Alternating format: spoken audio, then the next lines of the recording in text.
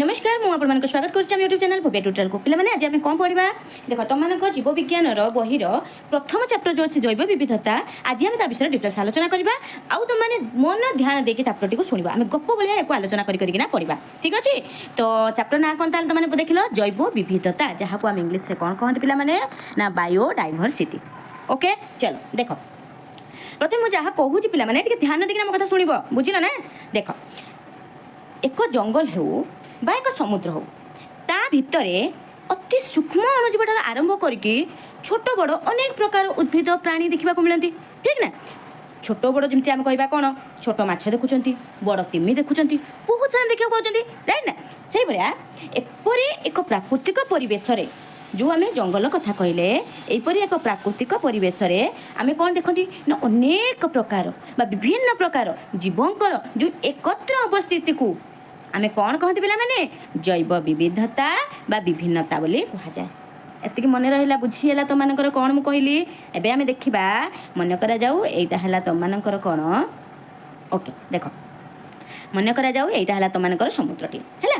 तो यही समुद्र भितर बा एटा मु कहि पुटे जंगलटी आमे एग्जांपल लेना तुम बुझी पारिबो। देख एई तुम मानकर के रहउची ना तुम देखिबो ठेकुआ सॉरी बाघ अछि हरिण अछि तुम मानकर जिराफ अछि कितने सारा समस्त मिशे ता सहित छोट छोट जीव मैंने आहरी अच्छा। ओके तो ये गोटे परिवेश विभिन्न प्रकार जीव मानकर जो एकत्र अवस्थिति को जैव विविधता बा विभिन्नता कहा जाए। ओके अच्छा देख आउ गोटे कथा जाना कथा मन रख पे ठीक अच्छे। देख आम ये पृथ्वी में बास करुवा केतेक क्षुद्राति क्षुद्र जीव अच्छा जमती कौन बैक्टेरिया जदि बैक्टेरिया आम दैर्घ्य आ प्रस्थ को मापती पे क्यों मापती मन रखिब एटा नोट कर जाना कथा मन रखिब कौन ना माइक्रोमीटर क्यों ना माइक्रोमीटर रे प्रकाश करा जाए। तिमी बा रेड रेड भली जो बृहत्काय जीव अच्छा से दैर्घ्य को क्यों माप करा जाए पिला माने मन रखिब मीटर रे माप करा जाए। ओके एटा जाना कथा ये तुम नोट कर नेक्स्ट देख केवल आम जंगल आ समुद्र कथा कहीं आलोचना करवा आउ तो बहुत सारा अच्छा बहुत सारा जगह अच्छे जोटि विभिन्न प्रकार जीव एकत्र बास करते जमी पहाड़ पर्वत नदी ह्रद मरुभूमि बरफाच्छन्न अंचल आदि प्राकृतिक परिवेश बहुत प्रकार जीव बसवास करते तेणु ये जो बास करता जीव मान मध्य गोटे पूर्ण मात्रा विविधता परिलक्षित होता है। ओके पिला माने तापर देख तेणु आम कहवा जो आम जो परिवेश रही पाने तेणु ये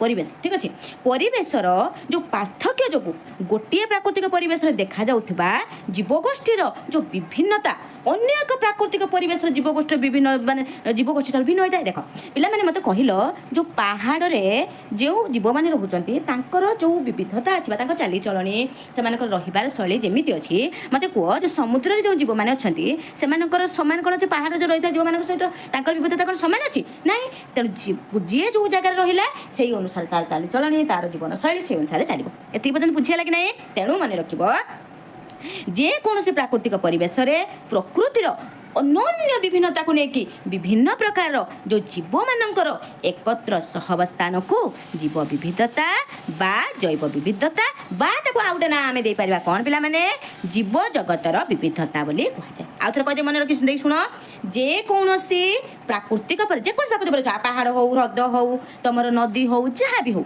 बुझेगा तेणु जेकोसी प्राकृतिक परिवेश कौन माने प्राकृतिक परिवेश जो प्रकृतिर अनन्य विभिन्नता को लेकिन ध्यान देखिए शुण अनन्य विभिन्नता को लेकिन विभिन्न प्रकार जीव मानकर एकत्र सहवस्थान को जीव विविधता बा जैव विविधता बा जीव जगतर विविधता बोली कहा जाए।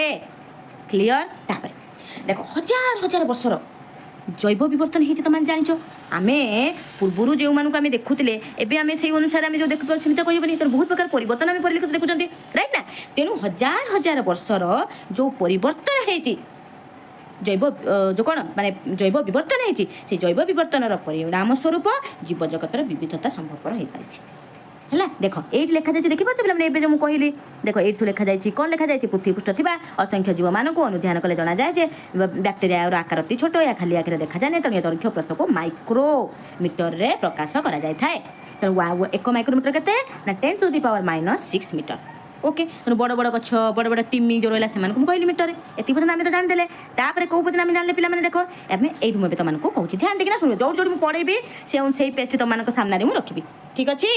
चलो देख तापर आम कह उद्भिद और प्राणी मानकर आधुनिक वैज्ञानिकर नामकरण और श्रेणी विभाग पद्धति कहीं आम कले आम पढ़ा तुम क्वेश्चन आसीपे उद्भिद क्वेश्चन पचारि पारे उद्भिद और प्राणी मानकर नामकरण कहीं करागला रे पिला माने उत्तर दियो कहीं शुण अच्छा आम पृथ्वी प्राय 15 लक्ष रु अधिक जातिर जीव अच्छा केते लक्ष पिला माने एटा गोटे सर्ट क्वेश्चन टी नोट कर 15 लक्ष रु अधिक जातिर जीव रही तेणु जीव मान संबंध में से तथ्य जानापी जैव विविधता संबंध में अधिक तथ्य जानापी देख जीव कौन कौन ध्यान देने मो कथा टे जीव मान संबंध तथ्य जाना जैव विविधता संबंध में तथ्य जाना आउ कौन ना जीव मान जो पारस्परिक संबंध केमी रोचे से रिलेशनशिप केमी रोचे गोटे जीव आउ जीव भितर तो से कथा जानापी एवं आउ कौन ना सर्वोपरि आउ गोटे जिनस है कौन ना परिवेश विज्ञान कृषि विज्ञान और जनस्वास्थ्य संबंधी अध्ययन गवेषणा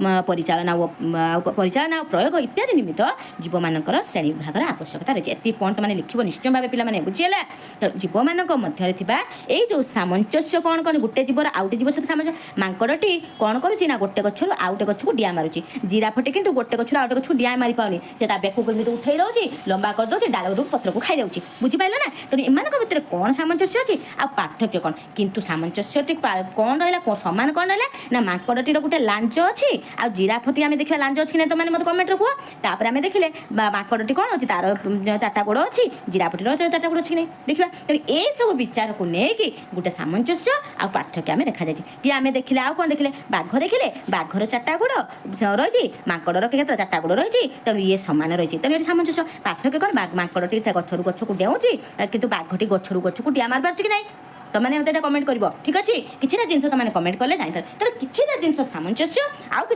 जिन पार्थक्य को लेकर विचार कर ओके तापर देख आगे आम आलोचना करवा स्वीडेन जड़े वैज्ञानिक अच्छा मन देखिए मन रख पे बहुत इंपोर्टाट कथा कहूँ को स्वीडेन वैज्ञानिक अच्छा ना कौन पे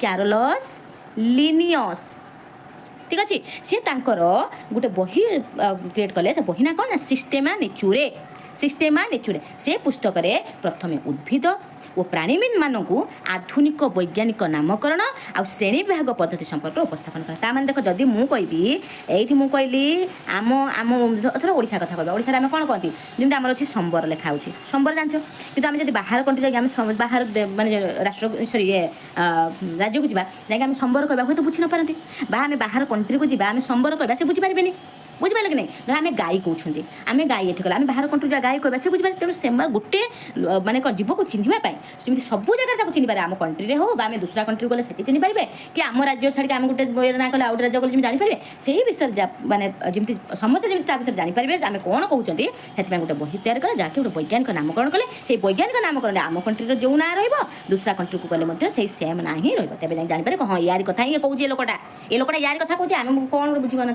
बुझिपारे ना तेणु यही से गोटे पद्धति संपर्क श्रेणी विभाग नामकरण पद्धति संपर्क उपस्थापन कर बुक सिस्टेम नेचुरल बुक से लोक जनक किए ना कैरोलस लिनियस ओके तो ये श्रेणी विभाग पद्धति अनुसार मन रख जो क्षुद्रतम जीव गुड़िक रही क्षुद्रतम जो गुड़ाक तेणु क्षुद्रतम विभाग को से कौन कहे से कौन कहले ना जाति बोली कहले जहाँ को इंग्लीश में कौन कहते स्पेसीज ओके आउ एक बा एकाधिक जाति को लेकिन कौन तैयारी कले ना प्रजाति मन रख मुझे गोटे लिखि दिए तो मैंने जापर देख सबुठू छोट है जाति पुणी एक बा एकाधिक ने ना कौन देले पिला माने मन रख कौन कहले प्रजाति बुझीगला एति जब बुझीगला मत कह तापर अच्छा मत कहल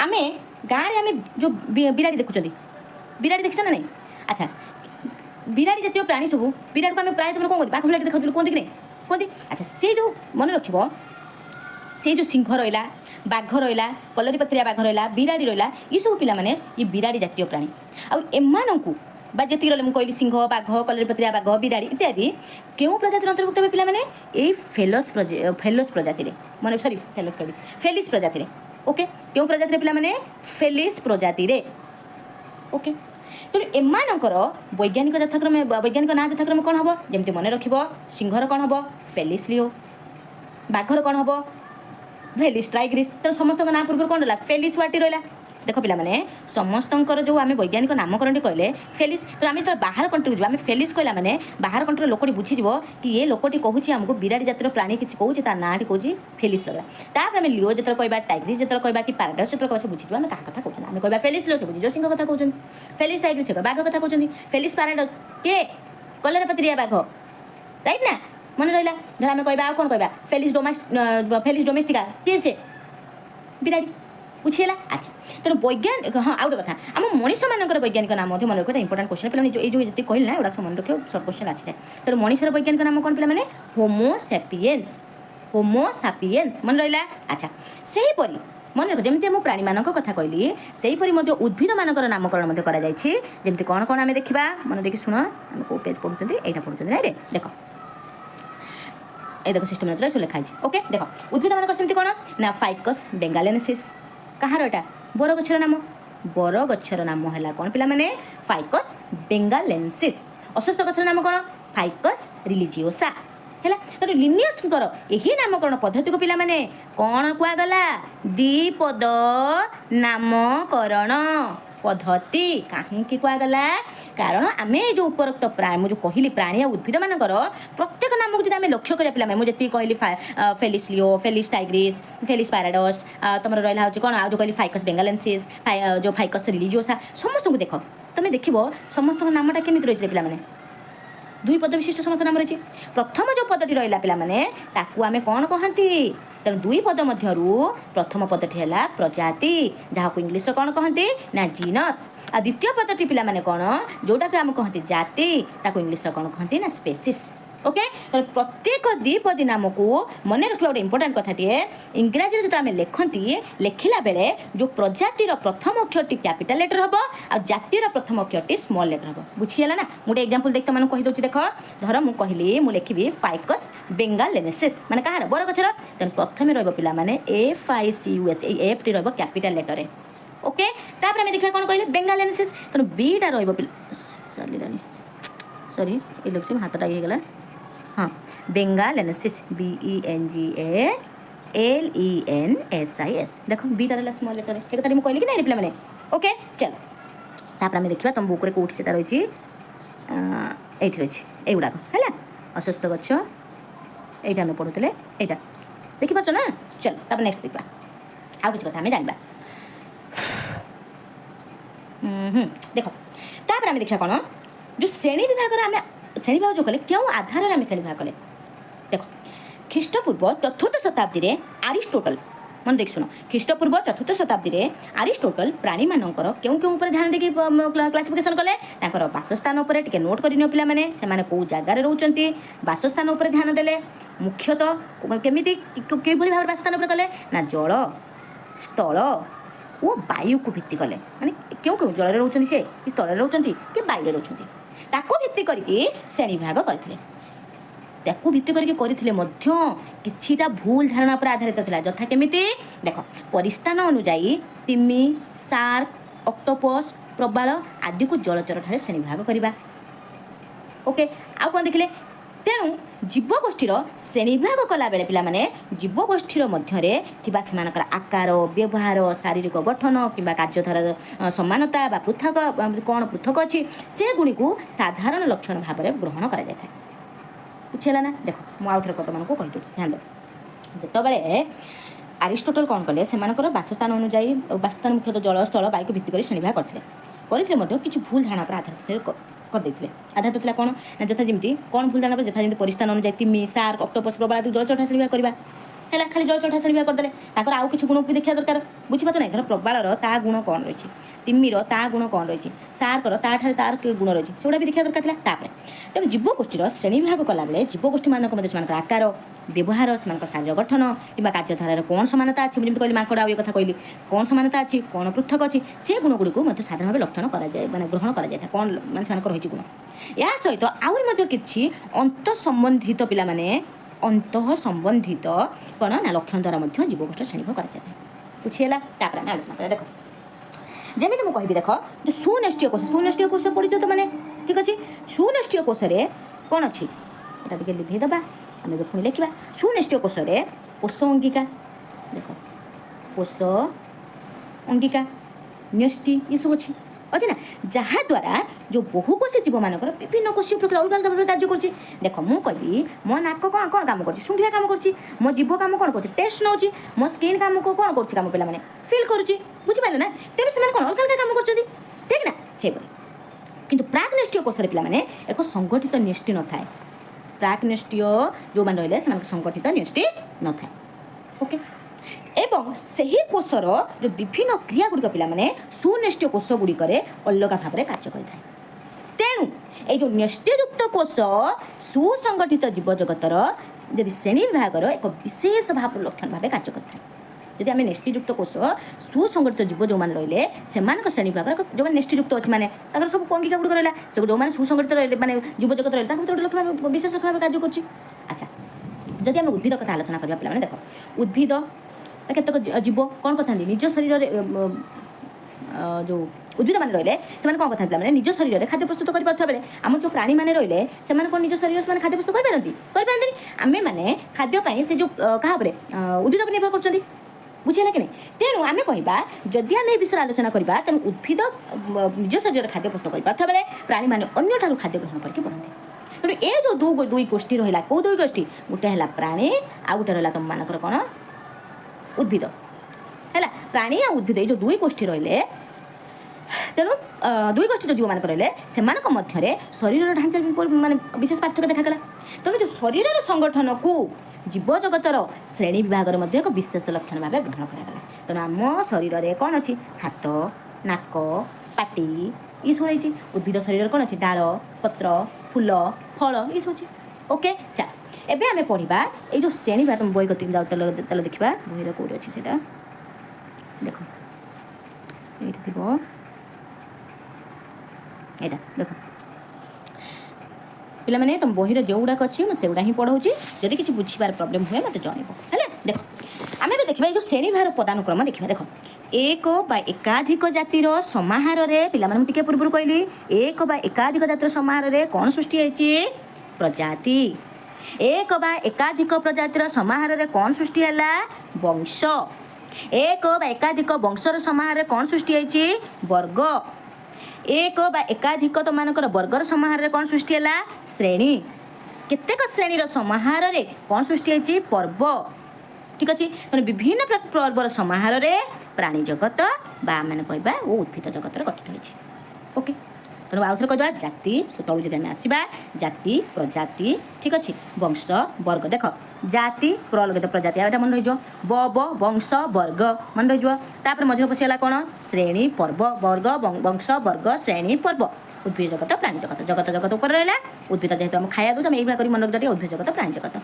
से तो गोटे रोचे ठीक अच्छे तो यहाँ मन रहा मो सागर कह जाति प्रजाति वंश वर्ग श्रेणी पर्व उद्भिद जगत प्राणी जगत तापर देख केतेक क्षेत्र में पिला माने ये जो आम प्रजाति लिखा जाए ये प्रजाति को उपजाति रे आ वंश को मध्य उपवंश रे आ वर्ग को उपवर्ग रे श्रेणी को उपश्रेणी रे आ पर्व को उपपर्व रे विभक्त करा जाए मन रहा ये जापर तापर आम नेक्स्ट को जी चलो एबे आमे पढ़ा ये तुम मैंने पढ़ीद पे देख एगुड़ा से लिखा जाए देख लिखाई प्रथम पर्यायर श्रेणी भाग बेले जीव जगत को मुख्यतः दुई भाग व्यक्त कराइला प्राणी जगत उद्भिद जगत किंतु समयक्रमे देखा जीव जगत अनेक जीव को उपभोक्त दुई भाग रखा ठीक नुहे तेणु 1884 मसीह E.H. हेकेल नामक जर्मानीर जड़े सॉरी जर्मानीर जड़े प्राणी विज्ञानी एककोशी जीव मानक अच्छा यहाँ पढ़ा पूरा पे पर्यटन जाइए ये पर्यटन ना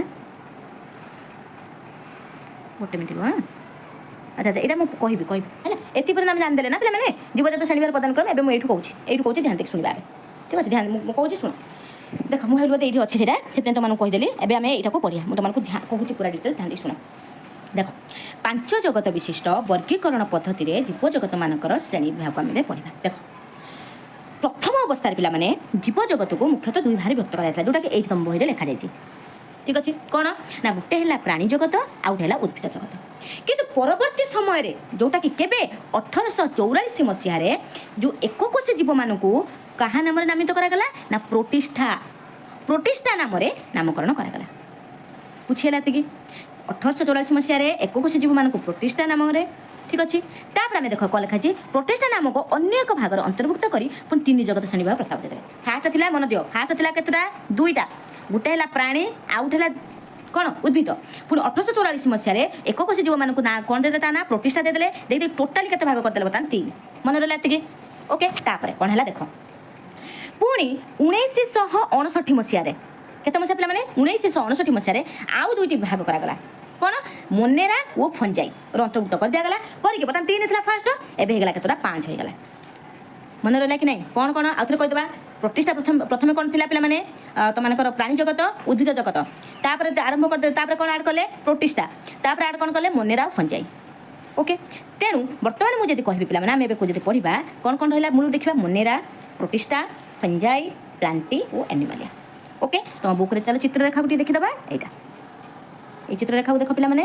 ପ୍ରଥମେ ଦେଖ, ଜୀବ ରହିଲେ ଗୋଟେ ହେଲା ପ୍ରାକ୍ ନିଶ୍ଚୟ କୋଷ, ସୁନିଶ୍ଚୟ ମାନେ ତାଙ୍କର ସଂଗଠିତ କୋଷ ସଂଗଠିତ ରହିଛି। ଠିକ୍ ଅଛି, ସଂଗଠିତ ଭାବେ ହେଇକି ରହିଛି। ଆଚ୍ଛା, ପ୍ରାକ୍ ନିଶ୍ଚୟ କୋଷ ରହିଲା ଏକକୋଷୀ। ଏକକୋଷୀରେ କିଏ ଆସିଲେ ପିଲାମାନେ? ମୋନେରା ହେଲା ଏକକୋଷୀ। ସୁନିଶ୍ଚୟ କୋଷରେ 2 ପ୍ରକାର ଅଛନ୍ତି, ଏକକୋଷୀ ଅଛନ୍ତି, ବହୁକୋଷୀ ଅଛନ୍ତି। ବୁଝିହେଲା? ଏକକୋଷୀର କିଏ? ପ୍ରୋଟିଷ୍ଟା। ଏବେ ମୁଁ କହିଲି ଏକକୋଷୀମାନଙ୍କୁ ପ୍ରୋଟିଷ୍ଟା ଅନ୍ତର୍ଭୁକ୍ତ କଲେ।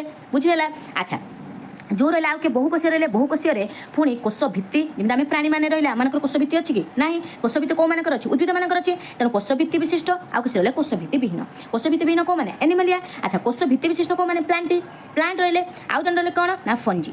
ঠিক ଅଛି, ବା ଫଞ୍ଜାଇ ବୋଲି କହିପାରିବ। ଯେଉଁ ଫଞ୍ଜାଇ ଯେଉଁ ଗ୍ରୁପ୍ ରହିଲେ ସେମାନେ ଆଲୋକ ଶୋଷଣ କରିପାରନ୍ତି ନାହିଁ। ଆଉ ପ୍ଲାଣ୍ଟି ଯେଉଁମାନେ ରହିଲେ ସେମାନେ ଆଲୋକ ଶୋଷଣ ପ୍ରକ୍ରିୟା କରିକି ନିଜ ଖାଦ୍ୟ ନିଜେ ପ୍ରସ୍ତୁତ କରିପାରନ୍ତି। ତେଣୁ ମନେ ରଖିବ, ଗୋଟିଏ ମୋନେରା ଯିଏ ରହିଲା ସେ କେବଳ ପ୍ରାକ୍ ନିଶ୍ଚୟ ରହିଛି। ଆଉ ସେଇ ଗ୍ରୁପ୍ରେ ସେ ହେଉଛି ଏକକୋଷୀୟ ଗ୍ରୁପ୍ରେ ଯାଉଛି। ଠିକ୍ ଅଛି, ଏକକୋଷୀୟ ପ୍ଲାଣ୍ଟି। ତେଣୁ ସେଇ ପ୍ରାକ୍ ନିଶ୍ଚୟ ଗ୍ରୁପ୍ରେ ମୋନେରା। ଆଉ ଇଏ ଯେତିକି ରହିଲେ ବାକି ସବୁ ରହିଲେ ସୁନିଶ୍ଚୟରେ। ତେଣୁ ସୁନିଶ୍ଚୟରେ ଏକକୋଷୀ, ବହୁକୋଷୀ ରହିଛି। ବୁଝିହେଲା? ଏବେ ଆମେ ଦୁଇଟା ଆଲୋଚନା କରିବା। ପ୍ରଥମେ କିଏ ରହିଛି ଆମର? ମୋନେରା, ଯିଏକି ପ୍ରାକ୍ ନିଶ୍ଚୟ କୋଷ, ତାପରେ ଏକକୋଷୀ ବିଶିଷ୍ଟ ମୋନେରା ବିଷୟରେ ପଢ଼ିବା। चलो ध्यान दबा। ध्यान देखिना मो कथा शुणव, जमा माइंड एपट सेपट करनी। बुझीला? आम गप भाया पढ़ा। देख आगे टे चित्र पड़े जा पे चित्र गले तुम बुझीपार। देख यहाँ देख मुझे शुण, ये जो मोनेरा जो एम प्रथम कौन कर समस्त एककोषीय प्रोकैरियोट ना मैंने एम कहीं प्रोकैरियोट है एम भितर निर्दिष्ट न्यष्टि कि कोष अंगिका न था। एमानक मध्य पिलाने केतेकठारे कोष भित्ति रही है। केतेकठारे मन समस्त कथा मुझे कहनी पिलाने कौन थाए ना कोष भित्ति रही है। ये लिखाई देख कोष भित्ति रही है। तेणु खाद्य जब एम देखे केमी खाद्य ग्रहण करती से प्रणाली दृष्टि जब देखा एम हूँ पिलाने किसी अच्छे स्वभोजी आउ कि अच्छे परभोजी था। बुझे परभोजी मैंने कौन भोजन अन्य निर्भर करवा। स्वभोजी निज खाद्य निजे करवा। बुझेगा कि नहीं? अच्छा, जमीन उदाहरण के रहा देख लिखाई बैक्टेरिया रहा, नीलहळदी शैवाल रहा, माइकोप्लाज्म रहा, एगुड़ाक। ओके, नीलहळदी शैवाल किए? ये बैक्टेरिया ये अच्छी। ठीक अच्छे। चलो नेक्स्ट आम जा प्रोटिस्टा।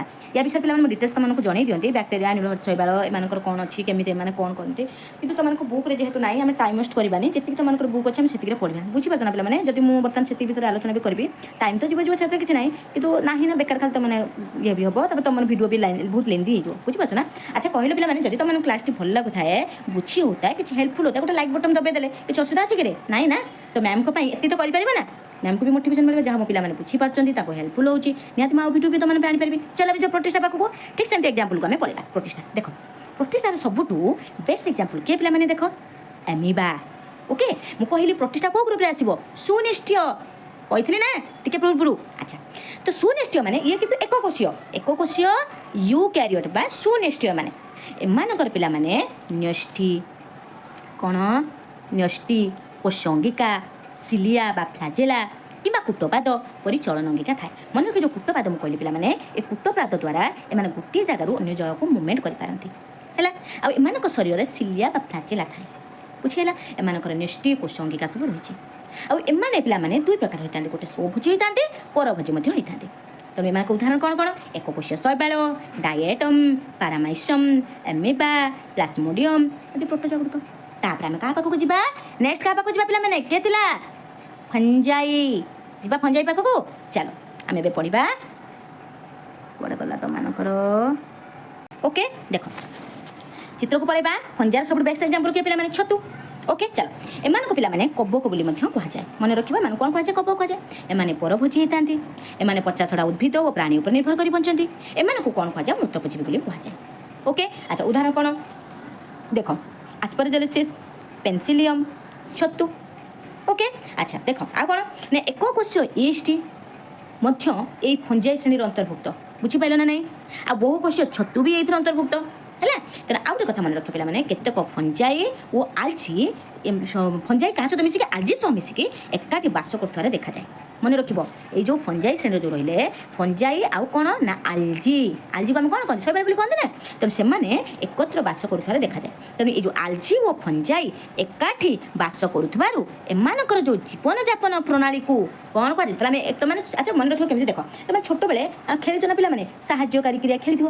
ଜଣେ ମାନେ ଯଦି ଦୌଡ଼ିଲା ଦୌଡ଼ି ଯାଇକି ଆଉ ଜଣେ ଯାଇକି ଦୌଡ଼ି ଯାଇକି ତା ହାତ ଧରିଦେଲା, ତାହେଲେ ସେ ଆଉ ଚୋର ହେବନି, ଜାଣିଛ ନା। ସେଟା ଏମାନେ ମଧ୍ୟ ଯେତେବେଳେ ସାଙ୍ଗ ହୋଇକି ରହନ୍ତି ଏମାନଙ୍କୁ କ'ଣ କୁହାଯାଏ? ସହଜ ବା ଏମାନଙ୍କ ଜୀବନଯାପନ ପ୍ରଣାଳୀକୁ ସହଜୀବିତା ବୋଲି କୁହାଯାଏ।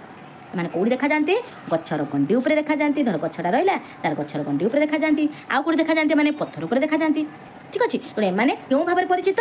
ଏମାନଙ୍କୁ ଲାଇକେନ୍, କ୍ୱେଶ୍ଚନ୍ ଆସିବ ପିଲାମାନେ ଟିକେ ଧ୍ୟାନ ଦେବ, ଏମାନଙ୍କୁ ଲାଇକେନ୍ ବୋଲି ବି କୁହାଯାଏ। ଓକେ, ତାପରେ ଆମେ ଯାଉ ନେକ୍ସଟ ସେକ୍ସନ୍ କିଏ ବା ନେକ୍ସଟ କ୍ୟାଟେଗୋରୀ କିଏ ଆସିଲା? ପ୍ଲାଣ୍ଟି। ଦେଖ ପ୍ଲାଣ୍ଟି ମାନେ ତମେ ଜାଣିଗଲେଣି ପ୍ଲାଣ୍ଟ, ରାଇଟ୍ ନା? ଆଲୋଚନା କରିବା। ଦେଖ ଏମାନେ ହେଉଛନ୍ତି ବହୁକୋଷୀୟ ଓ କୋଷ ଭିତ୍ତି ବିଶିଷ୍ଟ ପ୍ରାଣୀ। ଯେଉଁ ପ୍ଲାଣ୍ଟ ମାନଙ୍କର କ'ଣ ଥାଏ? କୋଷ ଭିତ୍ତି ଥାଏ। ଉଦ୍ଭିଦ ମାନଙ୍କର କ'ଣ ଥାଏ ପିଲାମାନେ? କୋଷ ଝିଲି ରହିଛି, ରାଇଟ୍ ନା। ତେଣୁ ଏମାନେ ହେଲେ କୋଷ ଭିତ୍ତି ବିଶିଷ୍ଟ। ଏମାନେ ସାଧାରଣତଃ କେଉଁ ଭୋଜି? ସ୍ୱଭୋଜି। ତେଣୁ ଏମାନେ ନିଜ ଖାଦ୍ୟ ନିଜେ ପ୍ରସ୍ତୁତ କରନ୍ତି, ହେଲା। ଏମାନେ ନିଜର ପତ୍ର ଓ ଅନ୍ୟାନ୍ୟ ସବୁଜ ଅଂଶରେ ଥିବା ଯେଉଁ କ୍ଲୋରୋଫିଲ୍ ପିଗମେଣ୍ଟ ସାହାଯ୍ୟରେ କ'ଣ କରନ୍ତି? ଆଲୋକ ଶ୍ଳେଷଣ ପ୍ରକ୍ରିୟାରେ, ପିଲାମାନେ ଏଇଟା ମନେ ରଖିବ, ଉଦ୍ଭିଦଟି କ'ଣ କରେ? ବାୟୁରୁ କ'ଣ ନିଏ? Carbon dioxide. ମାଟିରୁ କ'ଣ ନିଏ? ଜଳ ଓ ଖଣିଜ ଲବଣ ନିଏ, ବୁଝିହେଲା। ଆଉ ତାପମାତ୍ରା କେଉଁଠୁ ନିଏ? ଯେଉଁ ଆଲୋକ ବା ତାପ କେଉଁଠୁ ନିଏ? ସୂର୍ଯ୍ୟଙ୍କଠୁ ନିଏ। ନେଇକି ତା ଯେଉଁ ରହିଛି କ'ଣ କ୍ଲୋରୋଫିଲ୍, ଯେଉଁ ସବୁଜ କଣା ରହିଛି ସେଥିରେ ସେ କ'ଣ କରେ? ନିଜ ଖାଦ୍ୟ ନିଜେ ପ୍ରସ୍ତୁତ କରେ, ବୁଝିହେଲା। ଯେମିତି ଆମେ ଦେଖିବା କ'ଣ କ'ଣ ଉଦାହରଣ ଆମେ କହିପାରିବା? ଚିଙ୍ଗୁଡ଼ିଆ ଦଳ, ଘାସ, ପଦ୍ମ, ଯେମିତି ତୁମେ ଲେଖିପାରିବ, ବୁଝିହେଲା। ତୁମକୁ ଯେଉଁ ଏକ୍ଜାମ୍ପଲ୍ ସହଜ ହେବ ତୁମେ ସେଗୁଡ଼ାକ ଲେଖିପାରିବ। ଓକେ, ବରଗଛ ଏଗୁଡ଼ା ସବୁ। ତାପରେ ଆମେ ଆସିବା ଆନିମାଲିଆ ପାଖକୁ ଯିବା। ଏଇଠି ଅଛି ଦେଖ, ଆନିମାଲିଆ ପାଖକୁ ଆମେ ଆଲୋଚନା କରିବା। ଦେଖ କ'ଣ କହିଲି? ଯେଉଁ ଆନିମାଲିଆ କଥା ଆମେ କହିଲେ ଏମାନେ କ'ଣ ହେଇଥାନ୍ତି ପିଲାମାନେ? କୋଷ ଭିତ୍ତି ବିହୀନ। ଏମାନଙ୍କର କୋଷ ଭିତ୍ତି ନଥାଏ। ଓକେ, ଏମାନେ ବହୁକୋଷୀ ପ୍ରାଣୀ। ତୁମେ ଜାଣିଛ ବେଙ୍ଗ, ସାପ, ଜିଆ, ମାଛି, ଗେଣ୍ଡା, ମାଛ ଏସବୁ ଏଇଥିରେ ଆସନ୍ତି। ଓକେ, ୟା ପରେ ତୁମମାନଙ୍କୁ ଗୋଟିଏ ବଢ଼ିଆ ଆମେ ଜିନିଷ ମୁଁ କହିବି, ଯେଉଁଟାକି ନେକ୍ସଟ ଭିଡ଼ିଓରେ ଆମେ ସେଟା ଆଲୋଚନା କରିବା। ଆଜି ବହୁତ ଲେନ୍ଦି ହେଇଗଲାଣି, ବହୁତ ଲମ୍ବା ହେଇଗଲାଣି ନା ଭିଡ଼ିଓ। ସେଠାରେ ଖାଲି ଇମ୍ପୋର୍ଟାଣ୍ଟ ଉଦ୍ଭିଦ ଜଗତର ବିଭାଗୀକରଣ। ଉଦ୍ଭିଦ ଜଗତ ଆମେ ପଢ଼ିଲେ ତାକୁ ପୁଣି କେତେ କ୍ୟାଟେଗୋରୀ ବିଭକ୍ତ କରାଯାଇଛି, ପ୍ରାଣୀ ଜଗତ ତାକୁ ପୁଣି କେତେ କ୍ୟାଟେଗୋରୀ ବିଭକ୍ତ କରାଯାଇଛି। ମୁଁ ଆଉ ଗୋଟେ ଭିଡ଼ିଓ ଆଣିବି, ଆଉ ଏଇଥିରେ ସେଇ ଭିଡ଼ିଓରେ ମୁଁ ଭଲ ଭାବରେ ତୁମମାନଙ୍କୁ ଡିଟେଲ୍ସ ବୁଝେଇବି, ଯେଉଁଟାକି ତୁମମାନେ ଯେମିତି ମନେ ରଖିପାରିବ। ଓକେ, ତ ଆଜି ପାଇଁ ତ ବିଦାୟ ନେବି, କିନ୍ତୁ ତୁମମାନଙ୍କୁ ଯଦି କୌଣସି ଡାଉଟ୍ ଥାଏ, ଯଦି ବୁଝି ନ ହେଉଥାଏ, ତାହେଲେ ମୋତେ ପ୍ଲିଜ୍ କମେଣ୍ଟ କରିବ। ଓକେ, କି ଟିଚର ଆମକୁ ଏଟିକି ବୁଝେଇଲାନି, ନେକ୍ସଟ ଭିଡ଼ିଓ ତ ଆପଣ ଆଣିବେ ଏଇ ଜିନିଷଟା ଟିକେ ବୁଝେଇଦେବେ, ମୁଁ ସେଟାକୁ ବୁଝେଇକି ତାପରେ ନେକ୍ସଟକୁ ଆଲୋଚନା କରିବି। ଆଉ ଯଦି ତୁମମାନଙ୍କୁ ଭଲ ଲାଗିଥାଏ ପିଲାମାନେ ଟିକେ ଲାଇକ୍ ଗୋଟେ କରିଦେବ। ଲାଇକ୍ କଲେ ତ କିଛି ପ୍ରୋବ୍ଲେମ୍ ନାହିଁ ନା ରେ, ଲାଇକ୍ କରିଦେବ। ଆଉ ତୁମ ଫ୍ରେଣ୍ଡ ଟିକେ ସେୟାର କରିବା। ଆଉ ଗୋଟେ ବଡ଼ ଜିନିଷ ହେଲା ଚ୍ୟାନେଲକୁ ଟିକେ ସବସ୍କ୍ରାଇବ୍ କରିଦେବ। ଭିଡ଼ିଓ ଆଣିଲେ ହଁ, ଆଉ ଗୋଟେ ଇମ୍ପୋର୍ଟାଣ୍ଟ କଥା ଟିକେ କହି ପିଲାମାନେ, ମୁଁ ନା ସର୍ଟ ଭିଡ଼ିଓରେ କ୍ୱେଶ୍ଚନ୍ ଆନ୍ସର୍ ହିଁ ଡିସ୍କସନ୍ କରୁଛି, ହେଲା। ଲଙ୍ଗ୍ କ୍ୱେଶ୍ଚନ୍, ସର୍ଟ କ୍ୱେଶ୍ଚନ୍ ସବୁ ଡିସ୍କସନ୍ କରିକି ଦେଉଛି, ବୁଝେଇକି ଦେଉଛି, ନାଇଁ ଖାଲି ଏମିତି ଦେଇ ଦେଉଛି କ୍ୱେଶ୍ଚନ୍ ଆନ୍ସର୍, ବୁଝେଇକି ଦେଉଛି। ତୁମମାନେ ସର୍ଟରେ ଯାଇକି ଦେଖିପାରିବ। ଓକେ, ଆଜି ପାଇଁ ବିଦାୟ ନେଉଛି, ନେକ୍ସଟ ଭିଡ଼ିଓ ଦେଖା ହେବା। Thank you, bye bye.